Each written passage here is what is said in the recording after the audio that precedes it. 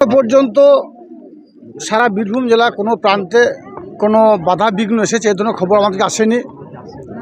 বীরভূম জেলার মানুষের কাছে আমরা আগে আবেদন জানিয়েছিলাম পুলিশ প্রশাসনের মাধ্যমে এবং নিজেরাও জানিয়েছিলাম যে রামনবমী উৎসব শান্তির সঙ্গে পালিত হোক, জাতি ধর্ম মতামত নির্বিশেষে সকল সম্প্রদায়ের মানুষ এই অনুষ্ঠানে সমবেত হোক। আমাদের মধ্যে কোনো ভেদাভেদ নেই, সেটা আমাদের দেখিয়ে দিতে হবে, কারণ এটা বাংলা, এটাই বাংলা কৃষ্টি, এটাই বাংলা কালচার।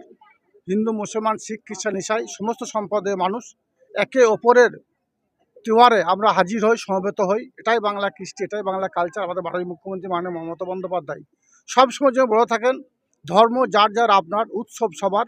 তাই আজকের এই কসবা অঞ্চলের বেরুগ্রামে এসে আমরা হাজির হয়েছি এই উৎসবে, রামনবমী উৎসবে সামিল হওয়ার জন্য। আমি আজকে প্রায় 10,000 মানুষের মৎসব খাওয়ানো হবে এবং রামনবমী উপলক্ষে পূজা অর্চনাও করা হলো। এবং এখানকার যারা সুবুদ্ধি সম্পন্ন মানুষ, এই কমিটি যারা আছে, যারা এটা পরিচালনা করছে, তারা আমাকে ত্রিশূল উপহার দিল।